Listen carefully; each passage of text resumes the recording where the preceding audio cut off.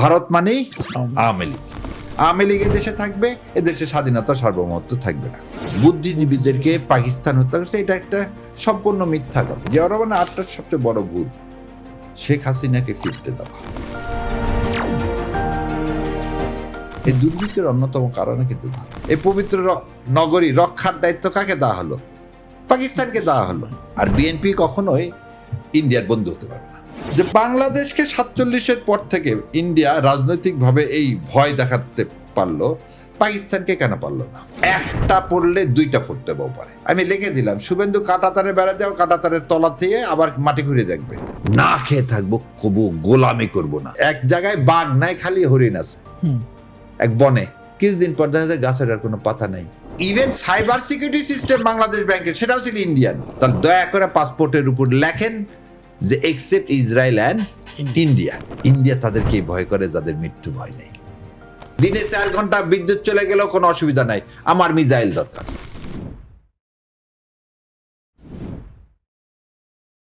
1-to-1 অথবা 5 জনের ছোট ব্যাচে আপনি বা আপনার সন্তান শিখতে পারেন শুদ্ধ কোরআন। কোনো রেকর্ডেড ক্লাস নয়, অভিজ্ঞ শিক্ষক অনলাইনে সরাসরি আপনার পড়া শুনবেন এবং ভুল শুধরে দেবেন। পাশাপাশি মেয়েদের জন্য থাকছে মহিলা শিক্ষিকা। নিশ্চিন্তে কোরআন শিখতে এখনই মেসেজ দিন।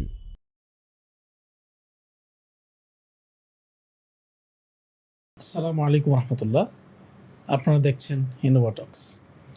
সম্মানিত দর্শকবৃন্দ, আজকে আমরা কথা বলবো আপনাদের সবার পরিচিত, যাকে আমরা অনলাইনে প্রায়শই দেখে থাকি এবং টেলিভিশনগুলোতে যার কথা শুনে আমরা মুগ্ধ হই, সেরকম একজন মানুষ, ব্যারিস্টার শাহরিয়ার কবির স্যারের সাথে। আশা করছি আপনারা আমাদের সাথেই থাকবেন। আসসালামু আলাইকুম রহমতুল্লাহ। ওয়ালাইকুম আসসালাম রহমতুল্লাহ বারাকাতুহু। কেমন আছেন স্যার? আলহামদুলিল্লাহ। বৃষ্টি হচ্ছে ইদানিং, আমরা একটা পরিবেশ পেয়েছি নতুন করে। আমরা দেখতে পাচ্ছি যে আমাদের বাংলাদেশ এবং পার্শ্ববর্তী দেশ সহ সারা বিশ্বে নানান ধরনের রাজনৈতিক পরিবর্তন আসছে। সেই পরিবর্তনের ধারায় আমাদের নতুন নতুন চিন্তা যুক্ত হচ্ছে, নতুন নতুন দুশ্চিন্তা আসছে। আমরা ইনশাল্লাহ আজকে কিছু বিষয় নিয়ে কথা বলার চেষ্টা করব। বিশেষ করে আমরা প্রথমেই একটা জিনিস আমাদের জানতে চান যারা দর্শক আছেন, আমারও কৌতূহল আছে, আপনাকেও দেখি বলতে, সেটা হচ্ছে ভারতীয় আধিপত্যবাদ। একবারে প্রথম শুরুতেই যদি আমরা এই বিষয়টা নিয়ে একটু কথা বলতে চাই, যে আপনি এই যে ভারতীয় আধিপত্যবাদ বারবার বলেন, নিশ্চয়ই এটার পিছনে কোনো একটা বিশেষ কারণ আছে। সেই কারণটা আসলে কি? ধন্যবাদ আপনাকে। আপনার মাধ্যমে আপনার যেসব দর্শক এটা দেখবেন তাদেরকেও সালাম এবং শুভেচ্ছা। আসলে ভারতীয় আধিপত্যবাদ এই শব্দটার মধ্যে 3টা জিনিস লুকাই। একটা হচ্ছে ভয়, দ্বিতীয়টা হচ্ছে একটা শৃঙ্খলা, তৃতীয়টা হচ্ছে পরাধীনতা। তাহলে ভারতীয় আধিপত্যবাদ, খালি যদি আধিপত্যবাদ বলতাম তাহলে এটা নিয়ে অনেক কথা হতো। ভারতীয় আধিপত্য আমার এটা একদম ব্যক্তিগত মতামত, আমার পড়াশোনা থেকে। এদেশের স্বাধীনতা, সার্বভৌমত্ব, মুক্তি কেবলমাত্র নির্ভর করতেছে যদি আমরা ভারতের এই আধিপত্যবাদ থেকে সরে আসতে পারি। কি? ভারত সবসময় আপনাকে ভয় দেখাবে, আপনি সে ভয় পাবেন না। ভারতকে আপনার মনে রাখতে হবে, ভারতকে আপনার প্রয়োজন, আপনার ভারতকে প্রয়োজন না। থার্ড, যে কথা বারবার হাদি বলে গেছিল, সেই কথাটা কি? আমরা কেন বারবার ভাববো ভারত ছাড়া আমি ক্ষমতায় যেতে পারবো না?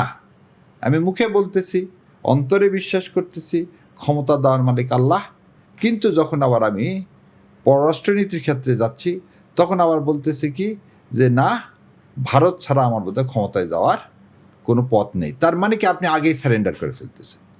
তো যখন আপনি নিজেকে স্যারেন্ডার করে ফেলে দিবেন, যখন নিজেকে ভাববেন যে আপনি হচ্ছে মালিক, আমাকে ক্ষমতায় বসা, তখন আর আপনার স্বাধীনতা থাকবে, তখন আপনার পরাধীনতা। এবং এই যে ভয়, এই ভয় দেখানোর জন্য ইন্ডিয়া অনেকগুলো কাজ করে। তার মধ্যে একটা কাজ হচ্ছে, ধরে নেন কাঁটাতারের বেড়া দেওয়া হয় কোথায় জানেন? কাঁটাতারের বেড়া দেওয়া হয় সবসময় কনফাইন্ড সেলে। ধরে নেন আন্দামান দ্বীপপুঞ্জ, হুম, সেখান থেকে যাতে কোনো কয়েদি পালাতে না পারে। না পারে। যে কোনো জেলখানায় দেখবেন যে কাঁটাতারের বেড়া দেওয়া হয়। হুম, তাহলে কাঁটাতারের বেড়াটা হচ্ছে একটা অদৃশ্য, যে তুমি কনফাইন, তুমি মুক্ত না। আচ্ছা। কাঁটাতারের বেড়া তাহলে কি একটা সিম্বল যে তুমি কিন্তু মুক্ত না। তাহলে ভারত যে কাঁটাতারের বেড়া আমাকে দিয়ে সবসময় আমাকে মনে করে দিতে চায়, একটা সাইকোলজিক্যালি আমাকে একটা ড্যামেজ করতে চায় যে তুমি মুক্ত না। আর একটা জিনিস দেখেন, যে আগে জাহাজে করে আফ্রিকানদেরকে কি করে নিয়ে আসতো, স্লেভ হিসাবে জোর করে হাত পায়ে শিকল বেঁধে নিয়ে আসা হতো। হুম। যারা কথা শুনতো না তাদেরকে মেরে ফেলে দেওয়া হতো। রাইট। সো বাংলাদেশ যখনই ভাবছে না তোমার কথা শুনবো না, কাঁটাতার মানি না, তখনই সে করে কি, গুলি করে মেরে একটা ডেড বডি ওই কাঁটাতারে ঝুলায় রাখে। মানে ফেলানি মানে কিন্তু আসলে কি বাংলাদেশকে ঝুলায় রাখছে ভারত, যে বাংলাদেশ তুমি যদি আমার কথা না শোনো তোমাকে কিন্তু আমি এই কাঁটাতারের বেড়ায় ঝুলায় রাখবো। তার প্রতিবাদে আমি কিন্তু একটা কাঁটাতারের বেড়া কি করতে পারিনি, তুলে ফেলে দিতে পারিনি, উড়ায় দিতে পারিনি। হুম, আমি কিন্তু একটা কাঁটাতারের বেড়া উড়ায় দিতে পারতাম, দিয়ে আমি কিন্তু এর প্রত্যুত্তর দিতে পারতাম। এই বিষয়ে একটা গল্প বলি আপনাকে। গল্পটা হচ্ছে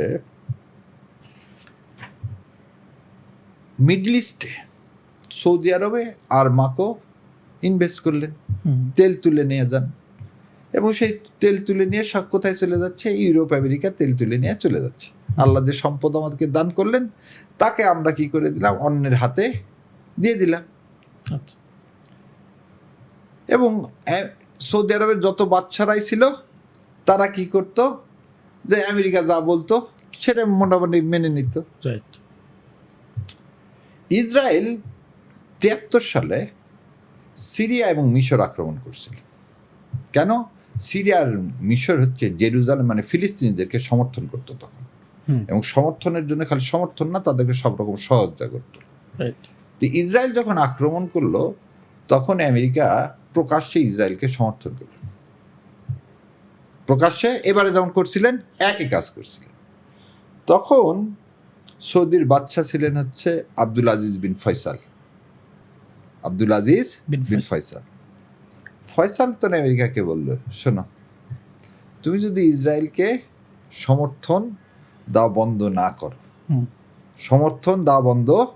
না করো, আমি কাল থেকে তেল তুলব না। এবং সেইখানে বলছিল যে এই যে আমার কাছে একটা ম্যাচের কাঠি আছে, হুম, আমি এই কাঠিতে সব তেল পোড়ায় কে পোড়ায় দিব। এবং সত্যি সত্যি সে তেল বিক্রি করা ইউরোপ এবং আমেরিকাকে বন্ধ করে দিয়েছিল। ইউরোপ আমেরিকাতে তেলের জন্য হাহাকার শুরু হয়ে গেছিল।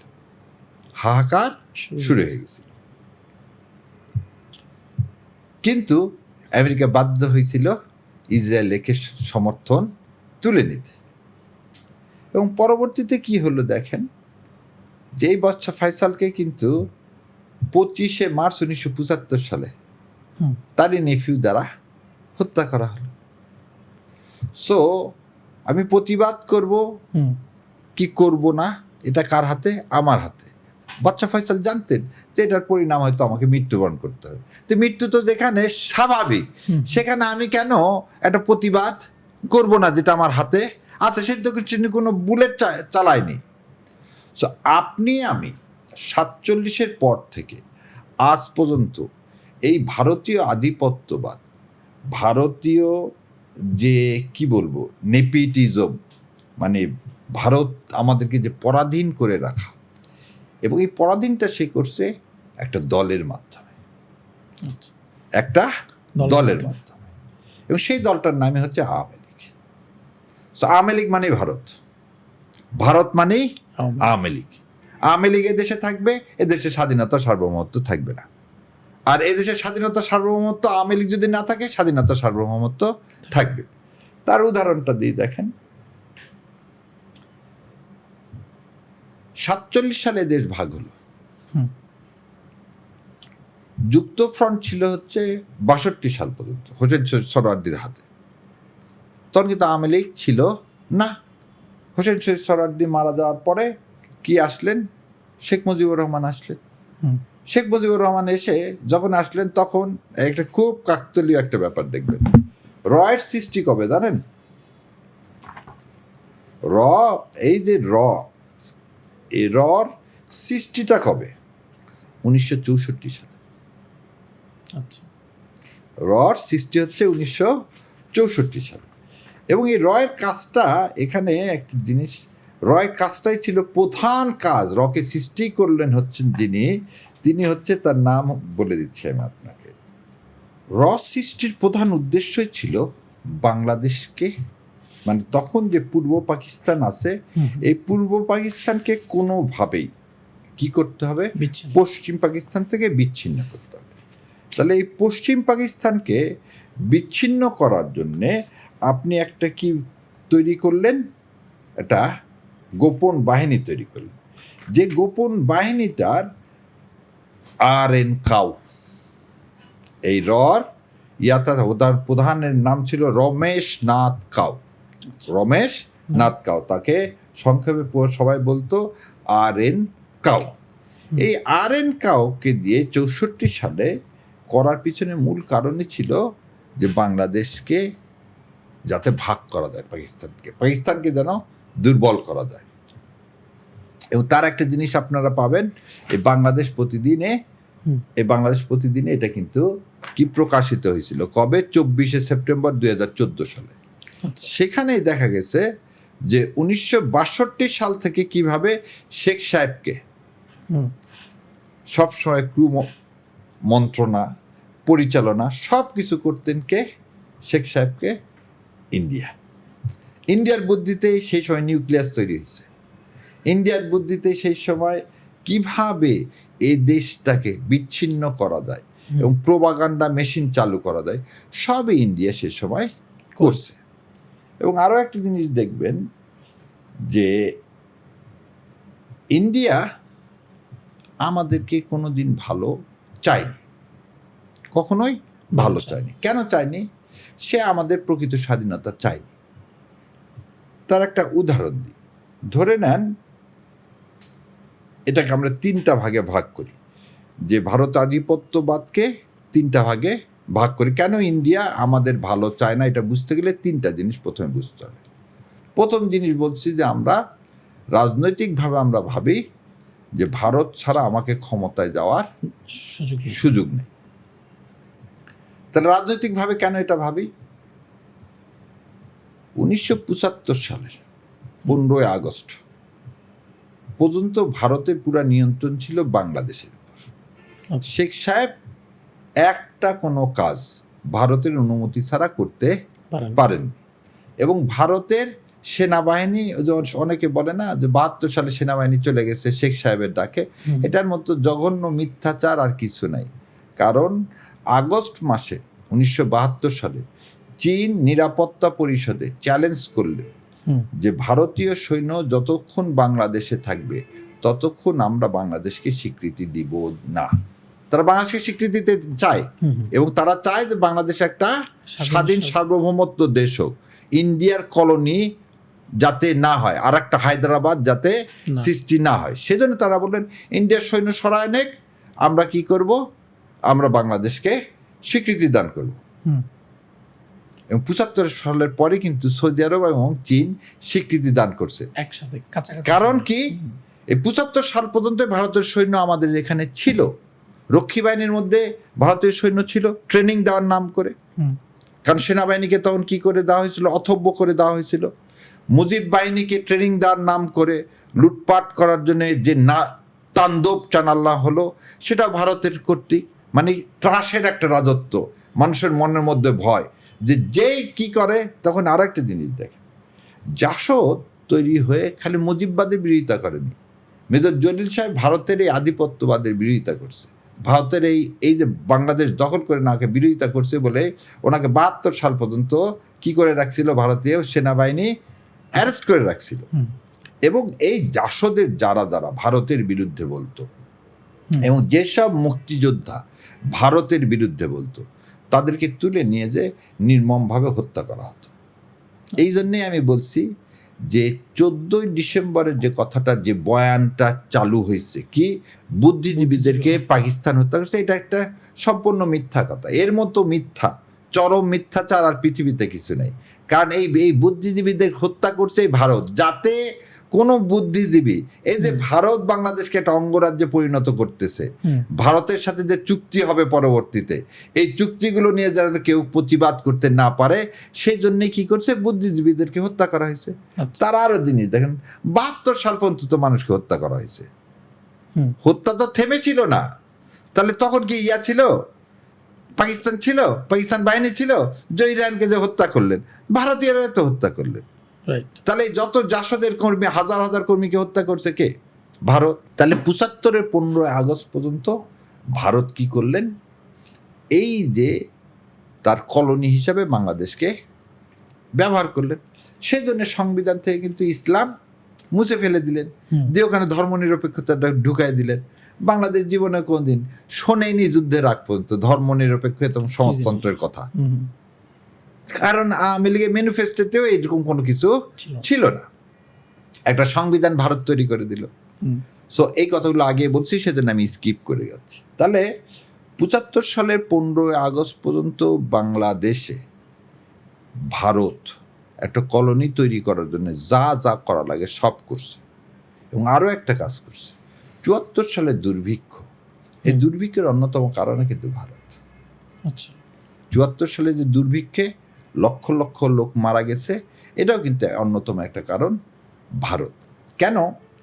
74 সালে শেখ মুজিবুর রহমান পাকিস্তানের সাথে কেবল একটু সম্পর্ক তৈরি করতে গেছিল, ভুট্টোর সাথে কেবল একটা সম্পর্ক তৈরি করতে গেছিলেন। তখন শেখ সাহেবকে বাগে আনানোর জন্য বলল, দেখ তুমি আমার কথা শুনবে না, তোমার দেশে দুর্ভিক্ষ দিয়ে দিল। এবং এই যে লুটেরা শ্রেণী তৈরি করা, এটা ভারতেরই তৈরি করা। দেখেন, দেশপ্রেমিক জনতা 15 আগস্টের উত্থানের পরে ভারত আবার চেষ্টা করছে খালেদ মোশাররফ এবং তাজউদ্দিন আহমেদকে দিয়ে কু করার, সে কু কিন্তু ব্যর্থ হয়েছে। আসেন শহীদ রাষ্ট্রপতি জিয়াউর রহমান। শহীদ রাষ্ট্রপতি জিয়াউর রহমান ক্ষমতায় আসার পরে প্রথম কাজটাই করলেন যে ভারতের এই যে ভয়, রাজনৈতিক প্রেশার, এটাকে তিনি অ্যাভয়েড করার জন্য প্রথমে চলে গেলেন চায়না এবং সৌদি আরব। প্রথম দিক থেকে, প্রথম সফরই। আচ্ছা। এবং তিনি প্রথম বললেন যে আমি ভারতের এই বাংলাদেশকে কলোনি করা এটা মানি না। ভারত সঙ্গে সঙ্গে কি করলো দেখছেন, পার্বত্য চট্টগ্রামে তখন অস্ত্রের ঝনঝনানি শোনা গেল। সেই জন্যই জিয়াউর রহমান প্রথম এই বাঙালিদেরকে নিয়ে যে, বাংলাদেশি এই বিভিন্ন জেলা থেকে নিয়ে যে বিনা ইয়াতে তাদের ঘর বাড়ি তৈরি করে দিলেন, জমি তৈরি করে দিলেন, দিয়ে হিল ট্রাক্সের মধ্যে বাংলাদেশি এবং আমার উপজাতীয় ভাইদেরকে একসাথে করে দিলেন। সেখানে আবার বয়ান তুলে নিয়ে আসলো যে উপজাতির আজকে কৃষ্টি কালচার হুমকির সম্মুখীন। সন্তু লারমারদেরকে দিয়ে তখন কি না নিদারুণভাবে আমার বাঙালিদেরকে হত্যাযজ্ঞ করা হয়েছে, আমার সেনাবাহিনীর কত সেনা সদস্যকে হত্যাযজ্ঞ করা হয়েছে। কারণ যাতে আমরা স্বাধীনভাবে একটা রাজনৈতিক অবস্থান নিতে পৃথিবীতে না পারি, সেজন্য সেই প্রেশার ক্রিয়েট করল। তালপট্টি দ্বীপ জেগে উঠল রাতের অন্ধকারে। তালপট্টি দ্বীপ তিনি কি করতে গেলেন, দখল করতে গেলেন। আচ্ছা, ইন্ডিয়ানরা দখল করতে গেলেন। উনি সঙ্গে সঙ্গে কি করলেন, প্রেসিডেন্ট জিয়াউর রহমান, তখনকার নৌবাহিনীর প্রধানের নাম ছিল রিয়ার অ্যাডমিরাল মাহবুব আলী। এই মাহবুব আলী সাহেবকে দিয়ে তখন আমাদের একটা জাহাজ ছিল, সেই জাহাজের নামও ছিল বিএনএস ওমর ফারুক। এই বিএনএস ওমর ফারুককে তালপট্টিতে পাঠিয়ে দিল এবং বলল যে এই তালপট্টি দ্বীপ আমার। তাহলে তিনি ভারতের কোনো আধিপত্যবাদ মেনে নিলেন না। সৌদি আরবের সাথে চুক্তি হলো, সৌদি আরবে যায় উনি বললেন আমি কোনো সাহায্য চাই না, আমার দেশে মানুষ আছে, আপনি তাদেরকে কাজ দিবেন, আপনার এখানে লোক দরকার, আমাদের 2টা হাত আছে, আপনি কাজের ব্যবস্থা করে দেন। সেই জন্যই কিন্তু আজকে রিমিটেন্স করেন। এই জন্য শহীদ রাষ্ট্রপতির জন্য সবার দোয়া করা উচিত। কারণ ভারতে আধিপত্যবাদের বিরুদ্ধে প্রথম যদি কেউ কুঠারাঘাত করে থাকে সেটা হচ্ছে শহীদ রাষ্ট্রপতি জিয়াউর রহমান। ভারত দেখলে কাজ খাম। এদেশ তো আমার ইয়াতে থাকতেছে না, অতএব জিয়াউর রহমানকে মৃত্যুর কোলে ঠেলে দিলেন, মৃত্যুর কোলে ঠেলে দিলেন। ঠেলে দিয়ে থেমে থাকলেন না। ওই ভারতীয় আধিপত্যবাদের বিরুদ্ধে ছিল মেজর জেনারেল মঞ্জুররা। সো জিয়াউর রহমানকে মেরে ফেলে দিয়ে আবার মঞ্জুরদেরকেও জিয়াউর রহমানের মৃত্যুর আসামি বানায় তাদেরকেও মেরে ফেলে দিলেন। মানে এক ঢিলে উনি ভারত দুই পাখি মেরে দিলেন। আছেন এরশাদের সময়, এরশাদকে প্রথম থেকেই খুব চাপে রাখছে। এরশাদের চাপের নতি স্বীকার করেনি। নতি স্বীকার যখন এরশাদ করেননি তখন কি করলেন দেখেন, 88 সালের বন্যার পরে যখন মুসলিম উম্মাহ এরশাদ সাহেব রাষ্ট্রীয় ধর্ম করে দিলেন ইসলাম। আর এর মধ্যে একটু বলে দিই, জিয়াউর রহমানের আটটার সবচেয়ে বড় ভুল শেখ হাসিনাকে ফিরতে দেওয়া। শেখ হাসিনাকে ফেরার 17 দিনের মাথায় কিন্তু তাকে হত্যা করা হলো। বিএনপি সরকারকে উৎখাত করে দিলেন। উৎখাত করে দিয়ে শেখ হাসিনাকে কিভাবে বন্দোবস্ত করা যায়, এদেশে কিভাবে শেখ হাসিনার হাতে ক্ষমতা দেওয়া যায়, সেজন্য রাতারাতি উঠে পড়ে লাগলেন। কিন্তু এরশাদ সাহেবও এটা মেনে নিলেন না। আপনি একটা জিনিস খেয়াল করে দেখেন, এরশাদ সাহেব খালেদা জিয়ার পিরিয়ডে সব সময় ইন্ডিয়ার সাথে কিন্তু সম্পর্ক খারাপ ছিল। 2001 থেকে 2006 সাল পর্যন্ত বলা হয় শীতল সম্পর্ক, 91 সাল থেকে 96 সাল পর্যন্ত বলা হয় শীতল সম্পর্ক। কিন্তু আওয়ামী লীগ আসলেই বলা হয় খুবই কি আমাদের সরকার, আমরা আছি। তাহলে এই যে রাজনৈতিক বয়ানটা, এই যে রাজনৈতিক বয়ানটা কি কারণে, যে যদি রাজনৈতিক ক্ষমতাকে আমরা কন্ট্রোল করতে পারি, আমরা যা বলবো তাই শুনবে বাংলাদেশের সরকার, তাহলে তো আর আপনার সাথে আর একটা প্রভিন্সের সাথে কোনো পার্থক্য নাই। তাহলে বাংলাদেশকে প্রভিন্স করতে গেলে আমি যা বলবো তাই শোনা সরকার লাগবে, যে শুনবে না তাকে মেরে ফেলে দিবে। এই যে একটা ভয় রাজনীতিবিদদের মধ্যে ঢুকে গেল, সেজন্য সবাই বলে কি আমরা সাম্য চাই, কি চাই, কিন্তু ভারতের বিরোধিতা করতে চাই না। এটা কিন্তু সব রাজনৈতিক দল এখনো বলে। হয়রা যেটা হওয়া উচিত ছিল যে আমাদের আগে পাসপোর্টে লেখা ছিল এক্সেপ্ট ইসরায়েল, আমাদের ওখানে লেখা উচিত except Israel and India, except Israel and India. এটা হওয়া উচিত, কারণ আপনার ক্ষমতায় পাঠাবে আল্লাহ সুবহানাহু ওয়া তাআলা। আপনাকে এই যে 55 বছর না, সেই 47 থেকে ভারত পরিকল্পিতভাবে পঙ্গু বিকলাঙ্গ করে দিচ্ছেন। আপনি নিজের পায়ে যদি না দাঁড়াতে চান, আপনাকে কেউ দাঁড়াতে পারবে? বাচ্চা ফয়সাল মারা গেছে, কি হয়েছে? সিরিয়ার পতন হয়েছে, কি হয়েছে? ইরান বেঁচে নাই, ইরান বেঁচে নাই। আজকে আমেরিকা কি হয়েছে? ইরানের কাছে সারেন্ডার করতে বাধ্য হয়েছে না হয়নি? পুরা মিডল ইস্ট আজকে দেখেন। এবং এটার জন্য আল্লাহ আবার কি করলেন, পাকিস্তানকে সম্মানিত করলেন। আজকে এই যুদ্ধ বন্ধের পিছনে তো পাকিস্তান। এবং আজকে কিভাবে সম্মানিত করলেন পাকিস্তানকে দেখেন, এই কাবা ঘরের চাবি যাদের কাছে থাকতো তারা কি ছিল? সবচেয়ে সম্মানিত ছিল না? আজকে সেই সৌদি আরব, সেই মক্কা এবং মদিনা, এই পবিত্র নগরী রক্ষার দায়িত্ব কাকে দেওয়া হলো? পাকিস্তানকে দেওয়া হলো। এবং সেদিন সুন্দর করে কোরআন তালাওয়াত করে ফিল্ড মার্শাল মুনির সুন্দর করে বললো, আল্লাহর কাছে শুকরিয়া আদায় করার কোনো ভাষা নাই, কারণ আজকে আল্লাহ পাকিস্তানকে এইভাবে সম্মানিত করছেন যে পবিত্র ভূমি রক্ষার দায়িত্ব পাকিস্তান আর্মির হাতে ন্যস্ত করছেন। সো আমি এই কথাগুলো এই জন্য বললাম যে বাংলাদেশকে 47-এর পর থেকে ইন্ডিয়া রাজনৈতিকভাবে এই ভয় দেখাতে পারলো, পাকিস্তানকে কেন পারলো না? কারণ পাকিস্তান প্রথম থেকেই, আমরা যত কথা বলি, 71 সালের আগ পর্যন্ত আমাদেরকে ইন্ডিয়া কখনো আজকের যে অবস্থা হয়েছে গত 55 বছরে, এই অবস্থাতে নিয়ে যেতে পারেনি বলে আমাদেরকে পৃথক করছে। আচ্ছা, এবার আসেন অর্থনৈতিকভাবে আমরা কিভাবে, আমরা সবসময় চিন্তা করি ইন্ডিয়া ছাড়া আমরা চলতে পারবো না। কেমন? পেঁয়াজ, আদা, রসুন যা আছে, চিকিৎসা বলে নাও, শাড়ি কাপড় যা আছে সব ইন্ডিয়া থেকে নিতে হবে। আপনি জানেন যে আমাদের ইন্ডিয়াকে দরকার নাই, ইন্ডিয়ার আমাকে দরকার। কারণ ইন্ডিয়ার জিনিসপাতি পাকিস্তান ইউজ করে না, ইন্ডিয়ার জিনিসপাতি শ্রীলঙ্কা ইউজ করে না, ইন্ডিয়ার জিনিসপাতি মালদ্বীপ ইউজ করে না, ইন্ডিয়ার জিনিসপাতি নেপাল ইউজ করতে চায় না, ইন্ডিয়ার জিনিসপাতি ভুটান ইউজ করতে চায় না। ইন্ডিয়ায় পেঁয়াজ রাখবে সে ব্যবস্থা নাই, আলু রাখবে সে ব্যবস্থা নাই, আম রাখবে সে ব্যবস্থা নাই, আদা রাখবে সে ব্যবস্থা নাই।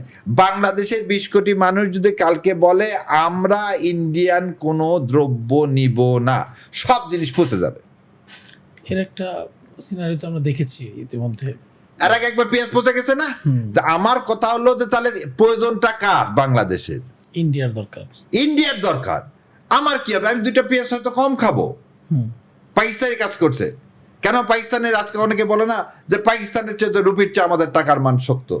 আরে টাকার মান শক্ত তো বুঝলাম, কিন্তু তুমি যে রাত দিন ইন্ডিয়ার কলোনি হয়ে থাকলা, এই যে এখন কাঁটাতারের বেড়া দিয়ে যে তোমার জেলখানার মধ্যে রেখে দিল। মেরুদণ্ড শক্ত নাই। মেরুদণ্ড না, স্বাধীনতা তো মূল কথাটা।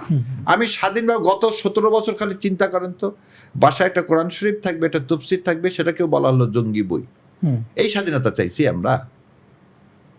কোথায় এক জায়গায় 5 জন মিলে বসে থেকে ইসলামের কথা বলতে পারবো না, এর নাম স্বাধীনতা? এর নাম স্বাধীনতা? জঙ্গি নাটক করে ছোট ছোট বাচ্চাদেরকে মেরে ফেলে দিলেন, এর নাম স্বাধীনতা? না। তাহলে আপনি অর্থনৈতিক দিক থেকে দেখেন, আপনাকে একটা ডায়াগ্রাম দেখায়। 2013 সাল থেকে 2021 সাল বাংলাদেশে কি পরিমাণ এক্সপোর্ট করছে কে? ইন্ডিয়া। ইন্ডিয়া। তাহলে ইন্ডিয়ার বাজার হচ্ছে আমরা। এটা কার জন্য? ইন্ডিয়ার জন্যে।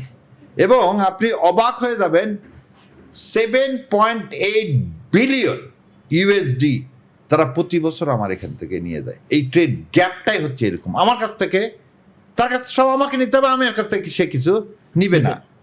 আর এই যে বর্ডারের কথা বলেন, শোনেন, এই কাঁটাতারের বেড়া দিয়ে, এই যে শুভেন্দু বলছে না কাঁটাতারের বেড়া দিবে, আমি লিখে দিলাম শুভেন্দু কাঁটাতারের বেড়া দেওয়া, কাঁটাতারের তলা থেকে আবার মাটি ঘুরে দেখবে। কি কারণে জানেন? কারণ তার হচ্ছে $11 বিলিয়ন খালি বর্ডার হাটের মধ্যে দিয়ে বেচা কেনা হয়। এটা আনঅফিশিয়াল, পুরোপুরি এটা কোনো ইয়াই না, অফিসিয়ালি না। $11 বিলিয়ন। তাহলে ও কাঁটাতারের বেড়া দিয়ে বিএসএফ যদি পাহারা দেয়, তাহলে $11 বিলিয়ন কে বঞ্চিত হবে? বাংলাদেশ না ও? ও বঞ্চিত হবে। ও এত গরু রাখবে কোথায়? ও এত গরু রাখার ওর জায়গা নাই। ও এক গল্পের মতো হয়েছে, এক জায়গায় বাঘ নাই, খালি হরিণ আছে এক বনে। কিছুদিন পর দেখা যায় গাছের আর কোনো পাতা নাই। কারণ হরিণ এত বেড়ে গেছে যে সব পাতা খেয়ে ফেলে দিচ্ছে, তখন হরিণও মারা যাবে। আল্লাহ দেখেন কত সুন্দর সিস্টেম করে দিছে, জঙ্গল দিছে, সেখানে বাঘও দিছে, হরিণও দিছে, যাতে কি হয়, ব্যালেন্সটা থাকে। ভারতের স্বার্থে তার বর্ডার খুলে রাখতে হবে। ভারত আমাকে মৃত্যুর ভয় দেখায় রাজনৈতিক কারণে, যে আমার ঢাল নাই, তরল নাই, আমি নিধিরাম সর্দার। আমি যদি পাকিস্তানের মতো রোজা থেকে, যে আজকে আমার আর্মি যদি শক্তিশালী হতো, আমার যদি মিসাইল থাকতো, পাকিস্তান যেভাবে এয়ারক্রাফট দিয়ে দেখায় দিয়ে গেল, আমি যদি ওরকম করতাম। ইন্ডিয়ার সাহস আছে, ইন্ডিয়ার সাহস আছে আমাদেরকে কিছু বলার, একটা লোককে গুলি করার। ওসমান হাদি এই কথাই বলেছিল যে না না, আপনি একটা জিনিস চিন্তা করেন যে ওসমান হাদিকেও তো মৃত্যুটা কেন হলো? ওসমান হাদিকে মেরে ফেলে দিয়ে বললো যে কেউ ভারতের বিরুদ্ধে যেন কথা বলতে না পারে। এখন লক্ষ লক্ষ হাদি ঘরে ঘরে জন্ম লাভ করছে।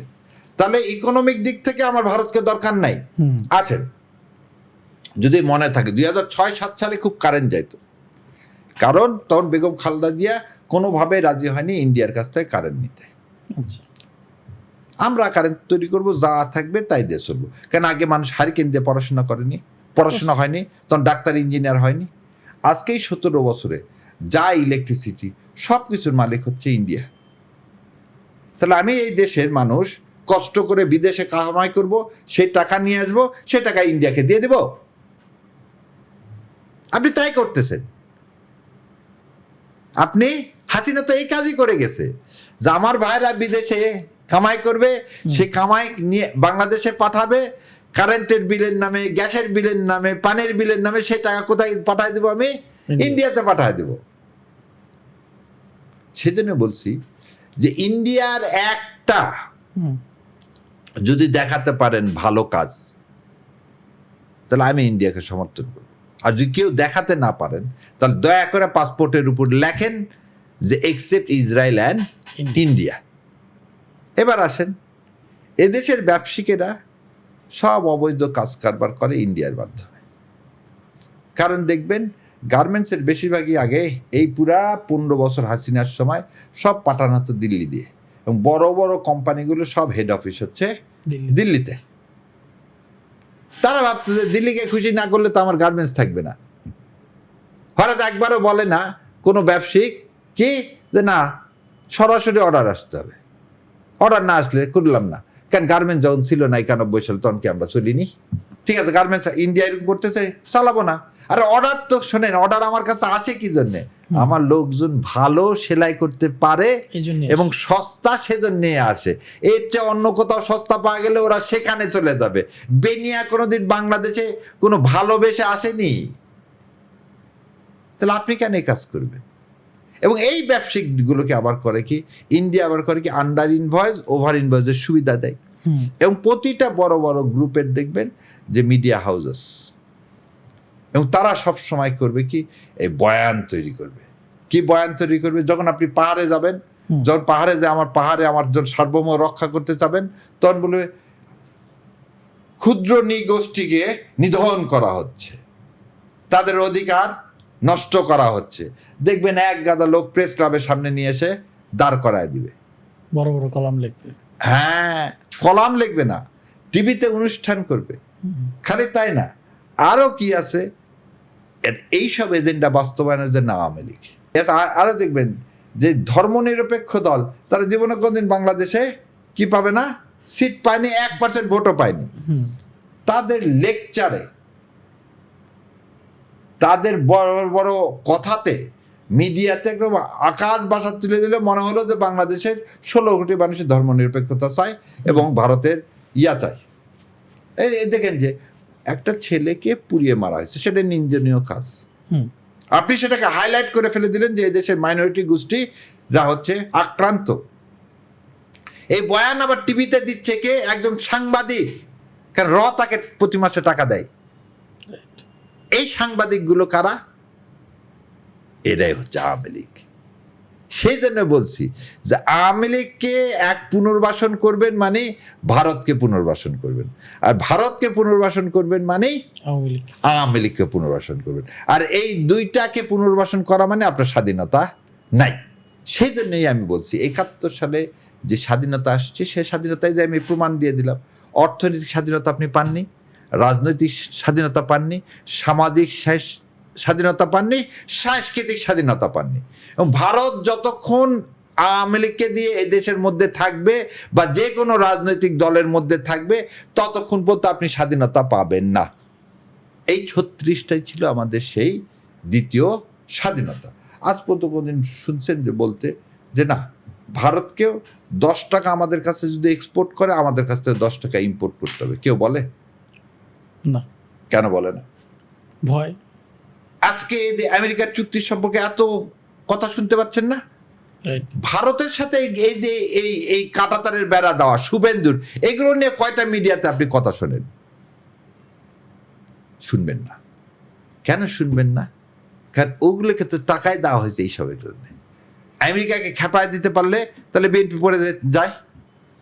বিএনপি যদি পড়ে যায়, বিএনপিকে বেকায়দায় ফেলা যায়, তাহলে আওয়ামী লীগকে পুনর্বাসন করা যায়। প্ল্যান তো এই। এর মধ্যে আবার একটা নতুন ভাষা আসছে, খারাপ আওয়ামী লীগ, ভালো আওয়ামী লীগ। তাই আমি বলছি মুজিববাদের কোনদিন খারাপ ভালো হতে পারে না। মুজিববাদ খারাপ খারাপ খারাপ। এটা হচ্ছে দেশদ্রোহী যারা, তারা হচ্ছে মুজিববাদে বিশ্বাসী। যারা, আজকে আমি একটা জিনিস দেখলাম, আজকে সুপ্রিম কোর্ট বারের ইলেকশন ছিল। এই ইলেকশনে আওয়ামী লীগের কিছু ছেলে পেলে তারা হচ্ছে নির্বাচন করতে চাইছিল, সো তাদের নমিনেশন বাতিল করছে। তারা আবার আজকে স্ট্যাটাস দিছে যে সুপ্রিম কোর্টে ইলেকশন বয়কট করলাম। এই ছেলেগুলো আমার হাসি বাড়ালো যে গত 17 বছর একদিনও বলেনি যে বাংলাদেশে কোনো জাতীয় কি ইলেকশন বয়কট করলাম। এর মধ্যে একজন জাজও আছে, যে জাজের চাকরি গেছে, সেই জাজও আজকে দিকে স্ট্যাটাস দিছে। তাহলে এই দিয়েই আপনার জুডিশিয়ারি চলছে। এই লোকগুলোকে জেলে নেওয়া উচিত, এই লোকগুলোকে জেলে নেওয়া উচিত। সো আপনি যে প্রশ্নটা আমাকে করছিলেন, ভারতীয় আধিপত্যবাদ, ভারতীয় আধিপত্যবাদ মানে হচ্ছে সীমান্তে হত্যা। ভারতীয় আধিপত্যবাদ মানে আপনি আপনার ন্যায্য পানি পাবেন না, আপনি আপনার ন্যায্য পানি পাবেন না। ভারতীয় আধিপত্যবাদ মানে ইন্ডিয়া জিনিস আপনার উপর চাপায় দিবে, আপনার কোনো জিনিস নিবে না। তার মানে হচ্ছে পেঁয়াজও বিক্রি করবে, ও যা করে আমাদের উত্তরবঙ্গের যত চাল কল আছে, সব চাল কল মানে অটোমেটিক রাইস মিল, এই শিল্পটাকে ধ্বংস করে দিয়েছে। এবং এর জন্যে পুরা আওয়ামী লীগ পিরিয়ডে সাধন মজুমদারকে খাদ্যমন্ত্রী রাখছে ইন্ডিয়া এই কারণে, যাতে বাংলাদেশে এই শিল্পটা নষ্ট হয়ে যায়। যখন এই ধানের একটু দাম হবে, যখন এই মিলগুলো একটু কি করবে, লাভের মুখ দেখবে, তখন এই সাধন মজুমদার করে দিত কি, ইন্ডিয়া থেকে চাল নিয়ে আসার জন্য ওপেন করে দিত। এবং ইন্ডিয়া থেকে চাল আসতো, ইন্ডিয়ার চাল আসে কম দামে, আমার দেশের চালের কৃষকরা আর কোন দাম পায়নি। তো সাধন মজুমদারের এই যে 17 বছর টাকা তার এই দেশে নাই, আগে তো উপরে দিয়ে দিছে, কারণ তারা তো এই দেশকে বিশ্বাস করে না। তারপর মানে কি, নিরাপত্তা, কাঁটাতারের বেড়া দেওয়া না, এই যে গুলি করে সেদিন মারল কসবাতে। আমার দেশের সমস্ত রাজনৈতিক দলকে এর বিরুদ্ধে একটা স্টেটমেন্ট দিয়ে বলল, যদি আর একটা গুলি চলে, যদি আর একটা বাংলাদেশের মানুষ মারা যায়, তাহলে 2টা ইন্ডিয়াতে পড়ে যাবে। এটা বেগম খালেদা বলছিলেন, জানেন? এজন্য বিডিআরে সব ভালো ভালো অফিসারদেরকে নিয়ে পাঠাইছিলেন তিনি। বিডিআরে সব ভালো ভালো অফিসারদেরকে পাঠাইছিলেন, যে আর্মির মধ্যে যারা চৌখস, যারা বেস্ট, যাদের মধ্যে ইমান শক্ত, এরকম অফিসারদেরকে তিনি সব বিডিআরে পাঠাইছিলেন। সেই জন্য বিডিআরে কিন্তু টার্গেট আর্মিতে না করে আর্মির ভালো ভালো অফিসার, এই 57 অফিসারকে কিন্তু 57 অফিসার না, সেদিন ভালো ভালো বিডিআরদেরকেও সেদিন হত্যা করা হয়েছে। বিডিআর একটা বাহিনীকেই সেদিন হত্যা করা হয়েছে।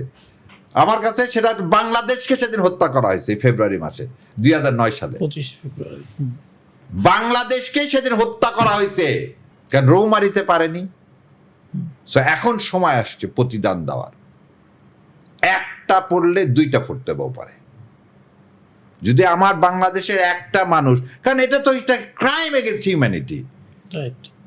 তাই ভারতের বিরুদ্ধে তো আন্তর্জাতিক আদালতে যাওয়া উচিত, আমাদের মামলা করা উচিত, যে এ হচ্ছে এই স্বাধীনতা সার্বভৌমত্বে বিশ্বাস, একটা স্বাধীন সার্বভৌমত্ব দেশের বর্ডারে কিভাবে সে গুলি করে, কারণ তার তো কোন ট্রিটিতে, ইন্টারন্যাশনাল ট্রিটিতে লেখা নাই বর্ডার গুলি করতে পারবেন আপনি। আবার লাশ আপনি আবার কি হচ্ছেন, খাটিয়াতে করে পাঠায় দিচ্ছেন, কত বড় তার দুঃসাহস। আন্তর্জাতিকভাবে ভারতকে পরিত্যাগ করা উচিত। ভারত একটা সন্ত্রাসী রাষ্ট্র, ভারত একটা সন্ত্রাসী রাষ্ট্র। কেন আপনি পাখির মতো তো মানুষকে মেরে ফেলে দিচ্ছেন, এই লাইসেন্স আপনাকে কে দিছে? তাহলে আপনার নিরাপত্তা বিঘ্নকারীকে ভারত, তাহলে এর নাম হচ্ছে আধিপত্যবাদ। আসেন, গোয়েন্দা হস্তক্ষেপ। ভোট আমরা করব, কেমন করে করব, জিতব। ও করতেছে কি, এ দেশের মানুষকে ট্রেনিং এর নামে ওখানে নিয়ে যায়, এদেশের মানুষের চরিত্রহানি করতেছে, করে আবার এদেরকে ব্ল্যাকমেল করে বলতেছে, তোমরা বাংলাদেশ যে আমার কথা না শুনলে কিন্তু তোমাদের এগুলো সব আমরা ওয়েবসাইটে ছেড়ে দিব।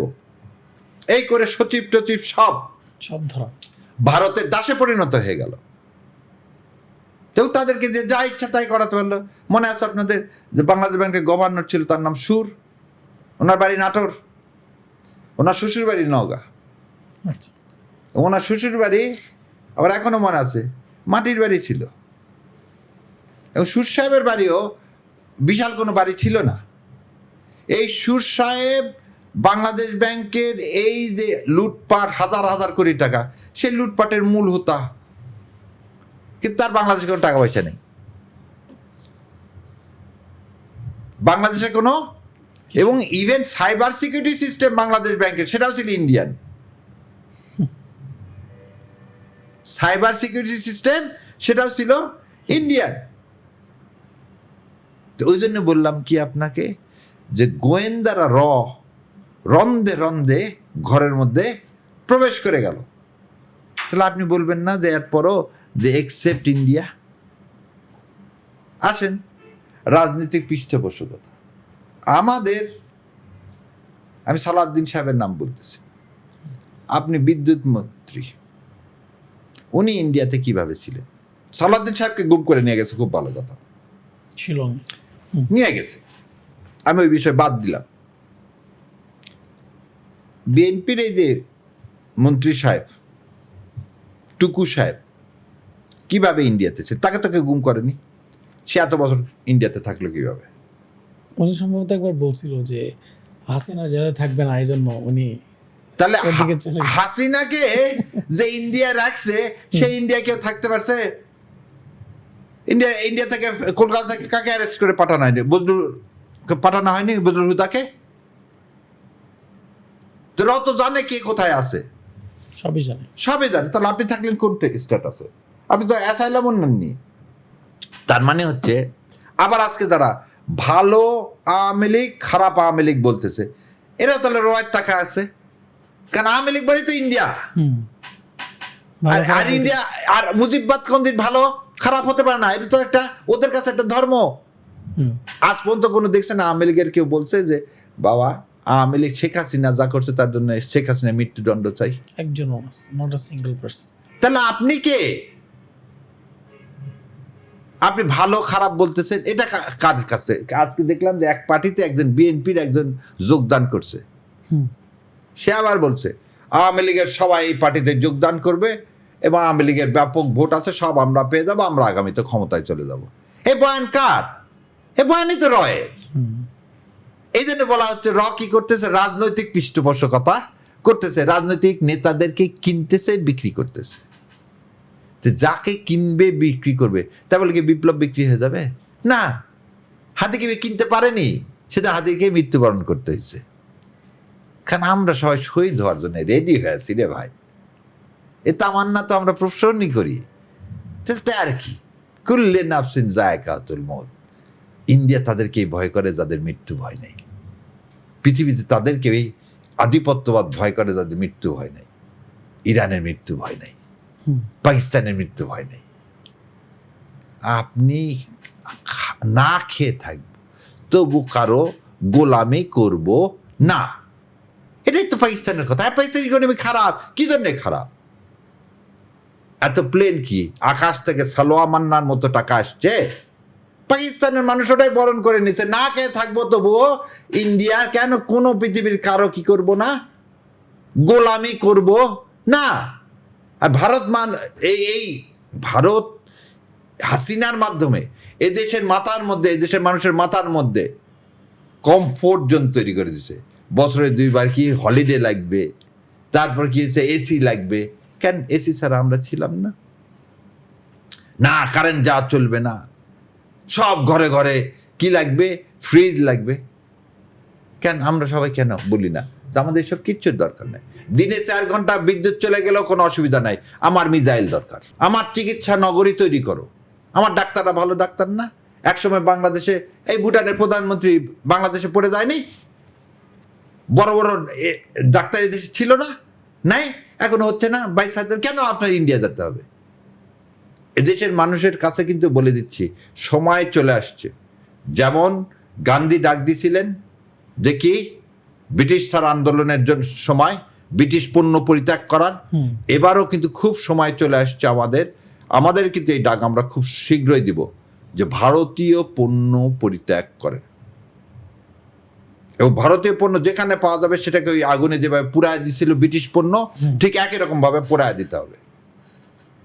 আধিপত্যবাদের মূল উৎপাটন যদি না করা হয়, যেমন এই 5ই আগস্ট ইনশাল্লাহ 5ই আগস্টে এই প্রোগ্রামগুলো আসবে, হাদির যদি বিচার না করা হয় তাহলে ভারতীয় পণ্য এদেশে ঢুকবে না, ঢুকতে পারে না।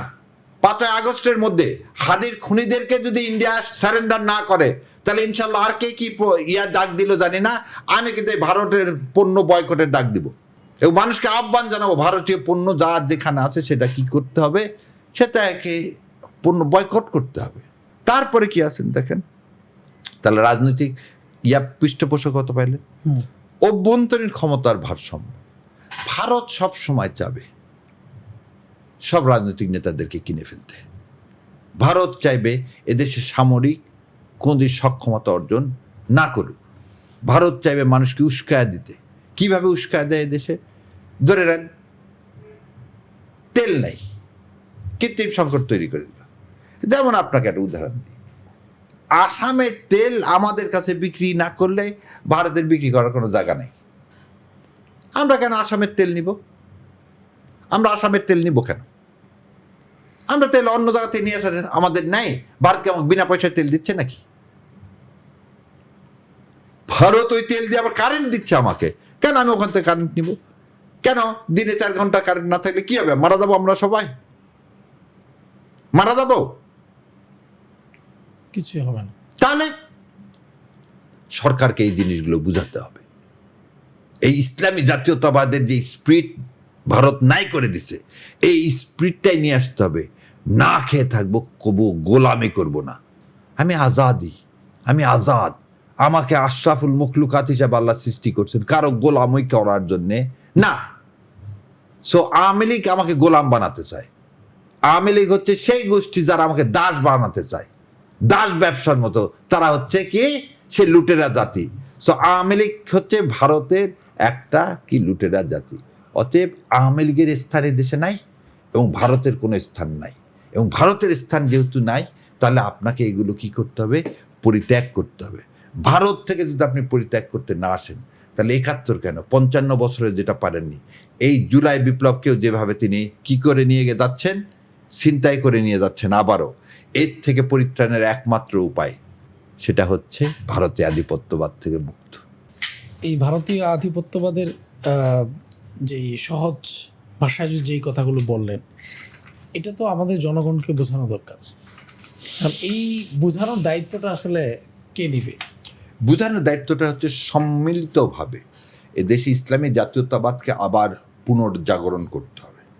যেভাবে 1905 সালের পর থেকে আমরা ভারতের কলকাতার বাবুদের অত্যাচারে নিষ্পেষিত হয়ে কিন্তু আমরা 1948 সালে এসে বলছিলাম, হাত মে বিড়ি মুখ মে পান লড়কে লেঙ্গে পাকিস্তান।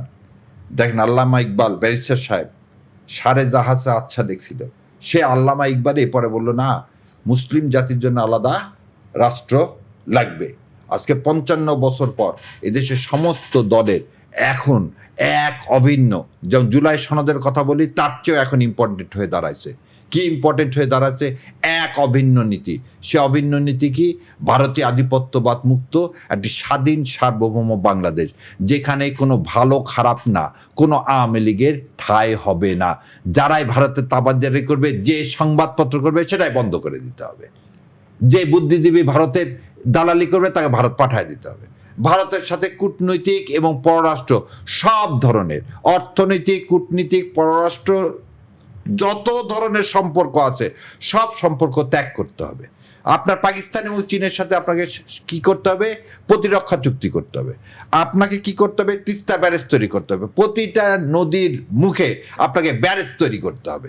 করে ভারতকে কোনো দরকারই নাই, আল্লাহ আমাকে অ্যাবান্ডেন্ট দিছে এই জমিনে, এইটা নিয়ে আমাদেরকে কি খুশি থাকতে হবে। তবেই আপনি স্বাধীনতার কি আসল সুফলটা পাবেন। না খেয়ে থাকবো, তাও স্বাধীন থাকবো। আমরা একটা নতুন বাংলাদেশের কথা বলছি, আপনি যেটাকে বলছেন যে দ্বিতীয় স্বাধীনতা, এবং এটাতে অনেকেই দ্বিমত করেন যে সেটা দ্বিতীয় স্বাধীনতা বা স্বাধীনতা শব্দটাও ব্যবহার করতে চান না। তো জুলাই গণ অভ্যুত্থানের ব্যাপারে আপনার এই স্ট্যান্ড, এটাকে আপনি কীভাবে ব্যাখ্যা করেন? আসলে আপনার প্রশ্নের মধ্যে ভুল আছে। আপনি বলছেন জুলাই অভ্যুত্থান, আমি এটাকে অভ্যুত্থান বলা ভাবে অপমান করা, অভ্যুত্থান বলা বেইমানি করা। যারা অভ্যুত্থান বলে তারা হচ্ছে এই জুলাই বিপ্লবের সাথে বেইমানি করতেছে, তারা মীর জাফরের জাত। আবার বলছি স্পষ্ট করে, যারা জুলাইকে অভ্যুত্থান বলে তার মীর জাফর, তারা রয়ের টাকা খেয়ে এই বিপ্লবকে অভ্যুত্থান বানাতে চায়। বিপ্লব মানে কি? একটা পূর্ণ সংস্কার। অনেকে বলেন না বিপ্লবী দল থাকতে হয়, নাহলে বিপ্লব হয় না। কোনোদিন বিপ্লবী দল থাকতে হয় না। বিপ্লব আপনা আপনি হয় যখন জনগণের মধ্যে সেই তাগিদটা আসে। 71 সালে কোনো বিপ্লবী দল ছিল? আওয়ামী লীগ কি বিপ্লবী দল ছিল? যে কথার কথা তর্কের খাতিরেও ধরে নি, আওয়ামী লীগ কি বিপ্লবী দল ছিল? আমি ধরে নিলাম আপনি 71 সালকে বিপ্লব না, মুক্তিযুদ্ধ কি একটা বিপ্লব না, একটা স্বাধিকার আন্দোলন না? মুক্তিযুদ্ধ কি 71 সালকে অভ্যুত্থান? 71 সালকে তো আপনাকে কেউ তো অভ্যুত্থান বলেন না, তাহলে তখন কি বিপ্লবী দল ছিল কার? তো আমাদের বিপ্লবী দল ছিল, কি বিপ্লব হয়েছে বাংলাদেশে? না। জনগণ যখন একটি সরকার পতন না, রাষ্ট্রীয় কাঠামো পরিবর্তন করতে চায়, তার নাম বিপ্লব। সেজন্য 71 সাল রাষ্ট্রীয় কাঠামো পরিবর্তন করতে চাওয়া হয়েছে, 36শে জুলাইও আমরা রাষ্ট্রীয় কাঠামো পরিবর্তন করতে চাইছি। ওইটা ছিল পাকিস্তানের আধিপত্যবাদের বিরুদ্ধে, এটা হচ্ছে ভারতীয় আধিপত্যবাদের বিরুদ্ধে। সো এই দুই বিপ্লবকে এক জায়গায় খাটো করে দেখার কোনো দরকার নাই। ওই জন্য দ্বিতীয় স্বাধীনতা এই জন্য বলি, কারণ প্রথম স্বাধীনতা অর্জন করে আমরা কি পাইছি? আমরা একটা মানচিত্র এবং পতাকা পাইছি, রাজনৈতিক অর্থনৈতিক কোনো মুক্তি পাইনি। মানুষকে এটা বুঝতে হবে, ভারতের দাসে পরিণত হয়েছি। সেই ভারতের দাসত্ব থেকে মুক্তি হওয়ার জন্যই ছিল 5ই আগস্ট বা 36শে জুলাই। যেই লড়াই সংগ্রাম এখনো অব্যাহত।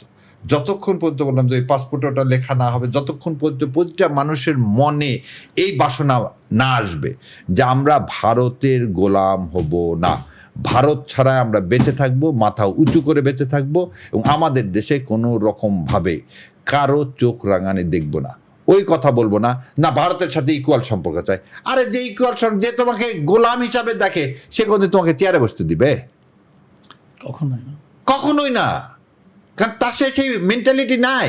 আপনাকে ভাই হিসাবে ভাবলে তা তো প্রথম দিন থেকে সে আচরণ করতো। সেই জন্যেই আমি বলছি এটা দ্বিতীয় স্বাধীনতা, এবং এই দ্বিতীয় স্বাধীনতাটা চলমান। কিন্তু এই দ্বিতীয় স্বাধীনতার বুকেই এই স্বাধীনতার এই বিপ্লবের অনেক সৈনিকেরা আজকে ছুরিকাঘাত করতেছে। তার জন্যেই এই বিপ্লবটা হয়তো দেরি হচ্ছে ত্বরান্বিত হইতে। আমাদের সবার যেখানে উচিত ছিল এই 18 কোটি বাংলাদেশির দাঁড়ে দাঁড়ে যে এই আহ্বান করা, আসো ভারতীয় পণ্য বর্জন করি, আসো অর্থনৈতিকভাবে ভারতকে বয়কট করি, আসো পানির ন্যায্য হিস্যার দাবিতে আমাদের কোনো দরকার নাই আমাদের তিস্তা চুক্তির, আমরা প্রতি নদীতে ব্যারেজ দিয়ে দেব, আসো আমরা পাকিস্তান চায়নার দিকে যে কি করব, আমরা প্রতিরক্ষা চুক্তি করব, আমার সেনাবাহিনী হবে পৃথিবীর মধ্যে শ্রেষ্ঠ সেনাবাহিনী।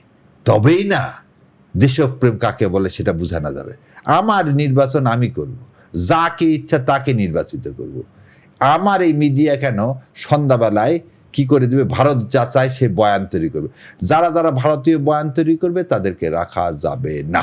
5ই আগস্টের পরে আমরা দেখি যে ডক্টর ইউনূস মানে ভারত যেটা পছন্দ করে না এরকম কিছু পদক্ষেপ নিয়েছিলেন বা কথাও বলেছিলেন।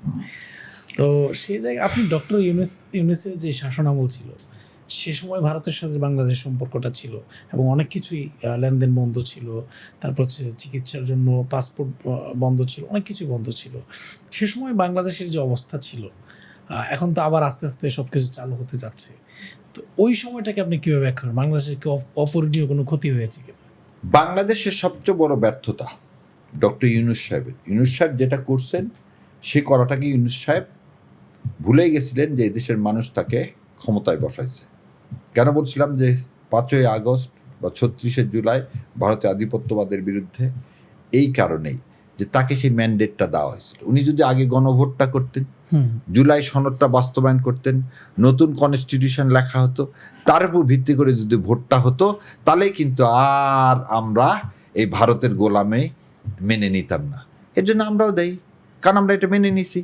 সে সময় এই যে ভারত বয়ান তৈরি করলো, ইউনূস সাহেব 29 সাল পর্যন্ত থাকতে চায়। ইউনূস সাহেব কি করতে চায়? এই যে হামেদ টিকার কথা বলতেছেন, হামেদ টিকা তো সব আছে এখনো। এখন কি বাড়াইছে? সবাই বললো হামেদ টিকা কেনে নি ইউনূস সাহেব, হামেদ টিকা তো আছে। এই ভারতীয় প্রেতাত্মা যারা এই সার্ভিসে এখনো যারা আছে আওয়ামী লীগের সময়কার, তারাই তো আজকে এই বাচ্চাগুলোর মৃত্যুর জন্য দায়ী। এই আওয়ামী লীগের যে প্রশাসনের মধ্যে যারা ঘাপটি মেরে আছে তাদেরই ফাঁসি হওয়া উচিত এই বাচ্চাগুলোর জন্য। সেদিকে এক সাংবাদিক বলতেছে ইউনূস সাহেবের ফাঁসি হওয়া উচিত, এই হামেদ টিকা হয়নি। সে আবার উদাহরণ দিচ্ছে কি যে 5ই আগস্ট যত বাচ্চা মারা গেছে, আজকে কি ইউনূস তার চেয়ে কম পাপি? কত বড় বদমাইশেরা, তো কার সাথে কার তুলনা করলি? আরে হামের টিকা দেওয়া এটা রাষ্ট্রীয় দায়িত্ব, রাষ্ট্রীয় টিকা দিবে। টিকাটা কি ইউনিসেফ বাড়ি বাড়ি যায় দিবে? দেওয়ার কাজটা কার ছিল? মন্ত্রণালয়। মন্ত্রণালয় কে বসে আছে? ওই রয়ের ওই কর্মচারীগুলো বসে আছে, রয়ের ওই কর্মচারীগুলো বসে আছে।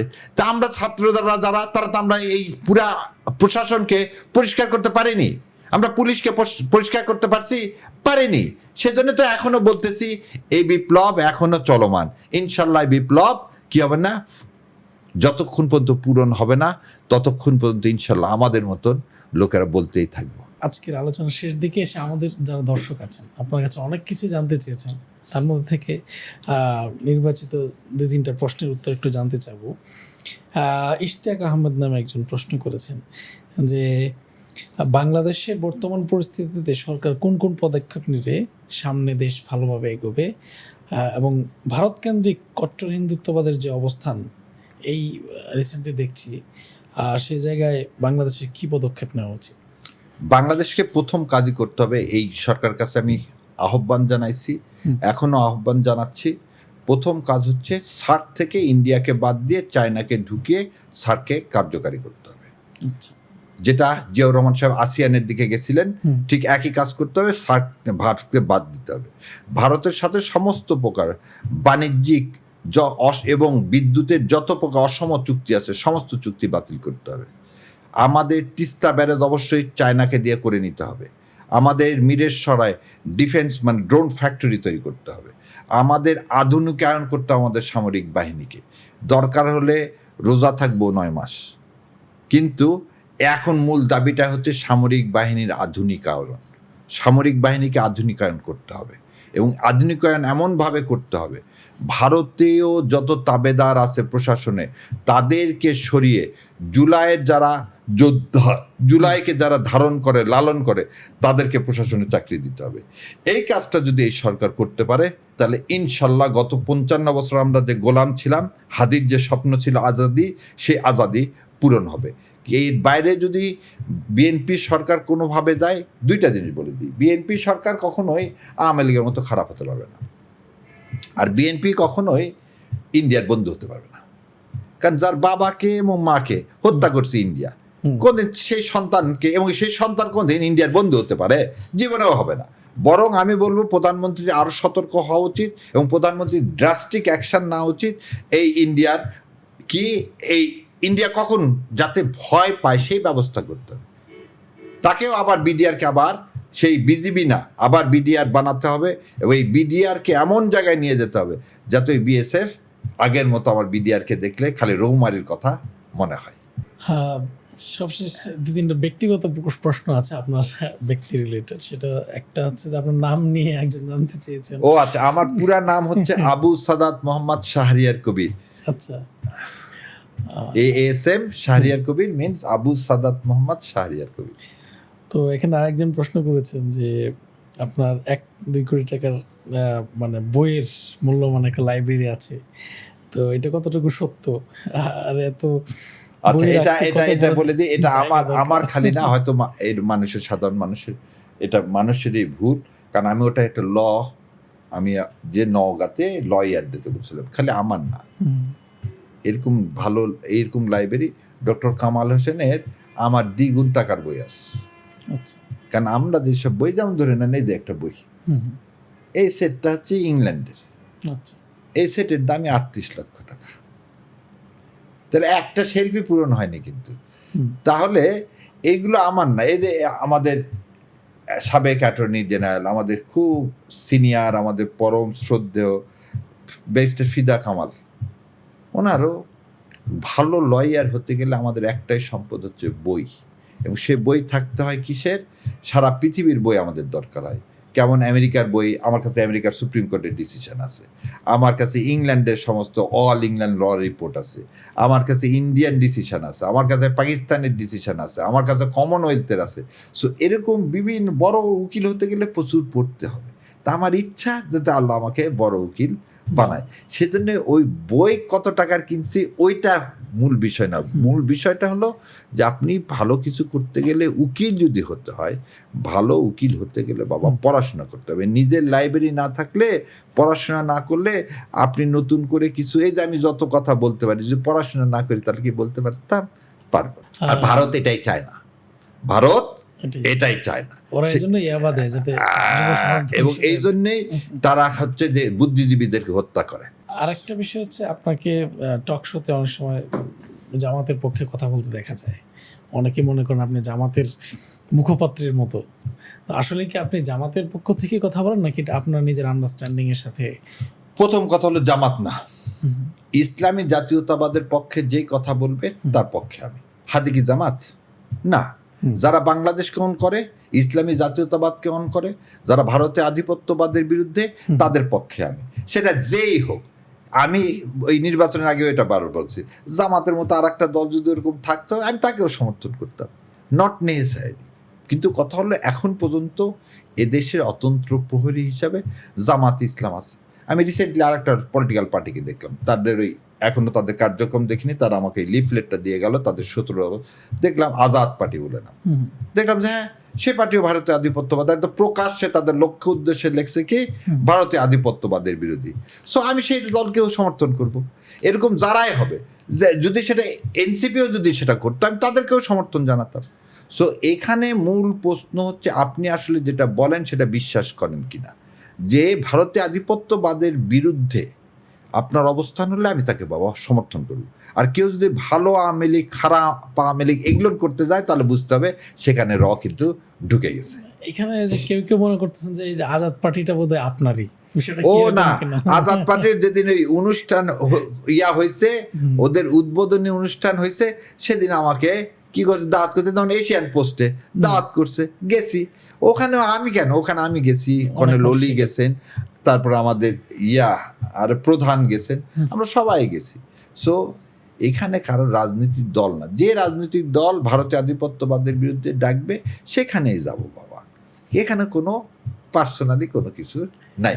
তবে এটা ঠিক, আমার কাছে মনে হয়েছে অনেক দিন পর যে জামাত ইসলামের পরে আর একটা পলিটিক্যাল পার্টি, এই আজাদ পার্টি, যারা সত্যিকারের স্ট্যান্ডিংটা দেখাচ্ছে যে তারা আসলে ভারতীয় আধিপত্যবাদের বিরুদ্ধে, এবং তারা বিশ্বাস করতেছে, আমি দেখলাম ছেলেপেলের সাথে কথা বলে, যে না, কোনোভাবেই আওয়ামী লীগ মানে ইন্ডিয়া, ইন্ডিয়া মানেই আওয়ামী লীগ, এখানে কোনো ভালো খারাপের কোনো জায়গা নাই, এবং ইসলামী জাতীয়তাবাদের ভিত্তিতেই বাংলাদেশে নতুন কনস্টিটিউশন রিরাইট করতে হবে। ধন্যবাদ আপনাকে। একবার সবশেষ আপনার রিসেন্ট একটা স্ট্যাটাস নিয়ে অনেকেই সমালোচনা করছেন, সেটা হচ্ছে যে এনসিপিকে আপনি গুড বাই বলেছেন। তো এনসিপিকে গুড বাই বলছি, এটার অনেক ব্যাখ্যা অনেক জায়গায় দিছি, কিন্তু লাস্টে আজকে বলে দিই, আজকে কে যেন একটা অন্য সংগঠন থেকে এনসিপিতে একজন আসছে, মনে হয় সে বিএনপি করতো বা কিছু, সে আজকে যে স্টেটমেন্ট দিছে, এই স্টেটমেন্টের পর আমার মনে হয় না এনসিপিকে আর কারো সমর্থন দেওয়া উচিত। এনসিপি কোনোভাবেই আওয়ামী পুনর্বাসন সেন্টার হতে পারে না। যে জুলাইয়ের স্টেক হোল্ডার, সে কোনদিন আওয়ামী লীগ পুনর্বাসন করতে পারে না। এর নাম বেইমানি, এর নাম বিশ্বাসঘাতকতা, এবং ইতিহাসের পাতায় তাহলে এরাও কি হয়ে যাবে, বিলীন হয়ে যাবে। আওয়ামী লীগকে বিশ্বাস করা, বিষধর সাপের কি বিশ্বাস করা যায়, আওয়ামী লীগকে বিশ্বাস করা যায় না, কারণ সে আমার দেশের স্বাধীনতা সার্বভৌমত্বে বিশ্বাস করে না। আর যে ইসলামের শত্রু, সে আমার আপনার সবার জীবনের শত্রু। আচ্ছা, আমরা একবার কনক্লুডিং প্রশ্ন হচ্ছে, একজন যেটা বলতে চেয়েছেন, আপনি তো মুসলিম জাতীয়তাবাদের কথা বলছেন, ইসলামের কথা বলেন, মুসলিম উম্মার কথা বলেন, আপনি কি এটা আপনার সারা জীবন থেকেই বলেন, নাকি আপনার একটা ট্রানজিশন হয়েছে, আপনার চিন্তার কোনো পরিবর্তন? আমি এটা আগেও বলে দিছি, আল্লাহ কাকে কখন হেদায়েত দান করবে সেটা তো আমি আপনাকে বলতে পারবো না। সবসময় একটা জিনিস মনে রেখেন, নবী ইসলামের 2 ওমরের জন্য দোয়া করলেন।